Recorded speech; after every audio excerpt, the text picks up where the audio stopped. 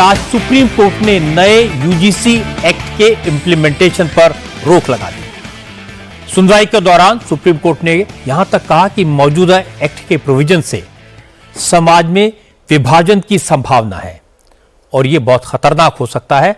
अगर ऐसा हुआ तो इसके नतीजे बहुत गंभीर होंगे। इसलिए अदालत का इस मामले में इंटरवीन करना जरूरी है। Chief justice of India Suryakant और जस्टिस जॉय माल्या बागची की बेंच ने कहा कि प्राइमा फेसाई ये लग रहा है कि यूजीसी कानून की भाषा क्लियर नहीं है, इसका मिसयूज हो सकता है, इसलिए सरकार को एक्सपर्ट की कमेटी बनाकर इस पर फिर से विचार करना चाहिए। अब सरकार क्या करेगी?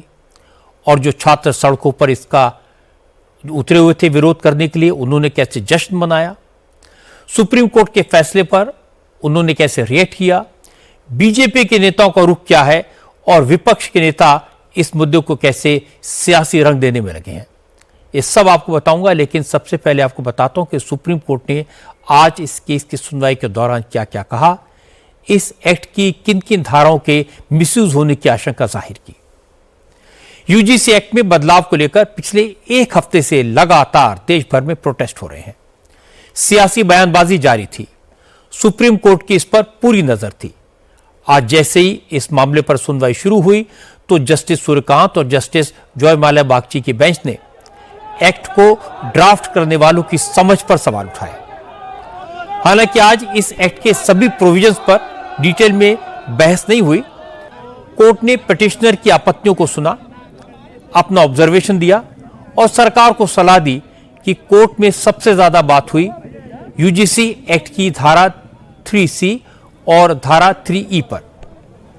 धारा 3E पहले से एक्ट में है, 3C में कुछ प्रोविजंस जोड़े गए हैं। इन्हीं प्रावधानों का सबसे ज्यादा विरोध हो रहा है क्योंकि इन्हीं में SC ST और OBC के खिलाफ भेदभाव का जिक्र किया गया है।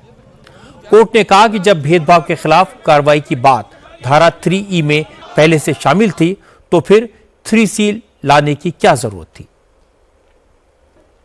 सवर्ण समाज के वकील विष्णु जैन ने कहा कि एक्ट की धारा 3C में सामान्य वर्ग के सदस्यों को पूरी तरह से बाहर रखा गया है। धारा 3C संविधान में दिए गए समानता के मौलिक अधिकार के विरुद्ध है। इस धारा के मुताबिक कानून पहले ही ये मान लेता है कि सामान्य वर्ग के खिलाफ भेदभाव नहीं होता, बल्कि वो भेदभाव करता है। चीफ जस्टिस सूर्यकांत और जस्टिस जॉय माल्या बागची की बेंच ने इस तर्क को सही माना। कोर्ट ने कहा अगर इस कानून को लेकर कोर्ट हस्तक्षेप नहीं करता तो इसके खतरनाक परिणाम होंगे। प्राइमा फेसाई ऐसा लगता है कि यूजीसी एक्ट की भाषा वेग है, अस्पष्ट है, इसमें संशोधन की जरूरत है ताकि इसका दुरुपयोग न हो सके। कोर्ट ने कहा ऐसा कैसे माना जा सकता है कि सिर्फ जाति के आधार पर भेदभाव होता है। अपर कास्ट के स्टूडेंट के साथ अगर जन्म स्थान, जेंडर या भाषा के आधार पर भेदभाव होता है तो वो किससे शिकायत करेगा? इस एक्ट में इसका कोई प्रोविजन नहीं है। सुप्रीम कोर्ट ने दुख जताते हुए कहा कि आजादी के बाद 75 साल में जिस देश ने आजाद को समावेशी, वर्गहीन बनाने के लिए इतनी मेहनत की है, क्या हम ऐसे फैसलों से प्रोग्रेसिव बनने के बजाय एक रिग्रेसिव सोसाइटी बन रहे हैं? सुप्रीम कोर्ट ने कहा कि अमेरिका में ब्लैक और व्हाइट्स के बच्चे अलग अलग स्कूलों में पढ़ते थे। उम्मीद है हमारे यहां ऐसा नहीं होगा।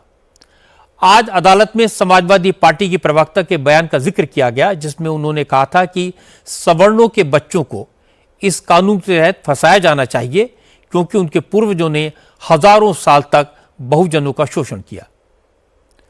कोर्ट को JNU समेत देश की कुछ प्राइवेट यूनिवर्सिटीज में सवर्ण समाज के खिलाफ लगने वाले नारे भी सुनाए गए। इसके बाद सुप्रीम कोर्ट ने इस एक्ट के इंप्लीमेंटेशन पर रोक लगा दी। अब इस मामले में अगली सुनवाई 19 मार्च को होगी। सुप्रीम कोर्ट के फैसले से उन छात्रों में जबरदस्त खुशी की लहर दौड़ पड़ी जो पिछले एक हफ्ते से लगातार आंदोलन कर रहे थे। यूजीसी एक्ट पर रोक लगने के बाद दिल्ली से लेकर लखनऊ और पटना तक स्टूडेंट्स ने जश्न मनाया।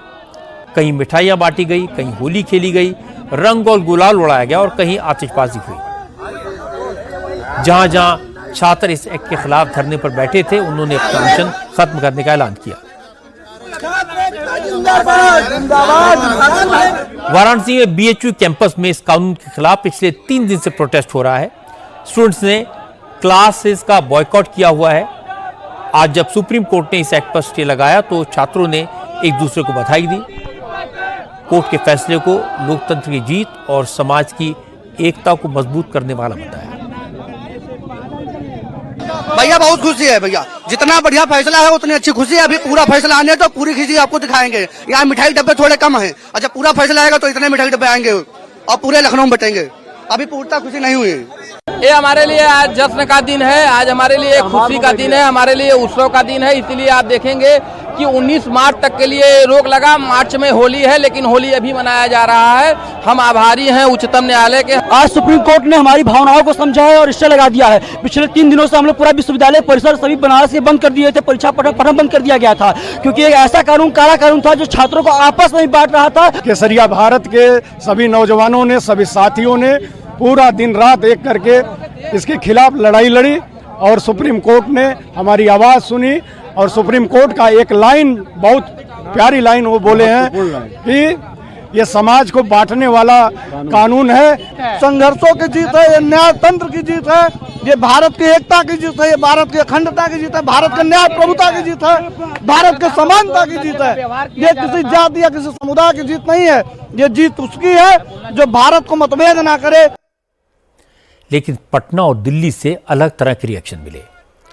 पटना में आंदोलन करने वाले छात्रों ने कहा, अभी सुप्रीम कोर्ट ने इस एक्ट को सिर्फ स्टे किया है, कानून अभी खत्म नहीं हुआ है, इसलिए आंदोलन भी खत्म नहीं होगा।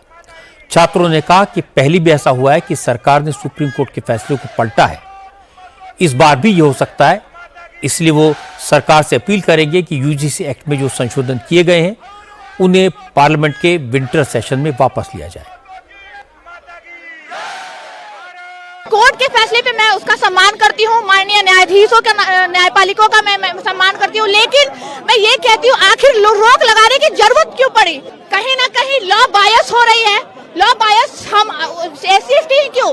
हमारे पास SC/ST एक्ट भी तो है, तो हम SC/ST एक्ट को इग्नोर कर रहे हैं और यूजीसी एक्ट क्यों? आखिर यंग जनरेशन के बच्चों पर, एजुकेशन पे ही हमला। कि पहले भी सुप्रीम कोर्ट के जो फैसले थे उनको लोकसभा में पलटा गया है। अभी लोकसभा सत्र चल रहा है, वो लोकसभा सत्र में ये वहाँ जो कानून पास किया है सुप्रीम कोर्ट ने, उसको मान्यता सहित पास किया जाए, हम समर्थन में। सुप्रीम कोर्ट के स्टे लगने से हमारा प्रोटेस्ट नहीं रुकेगा, क्योंकि सुप्रीम कोर्ट ने स्टे लगाया है।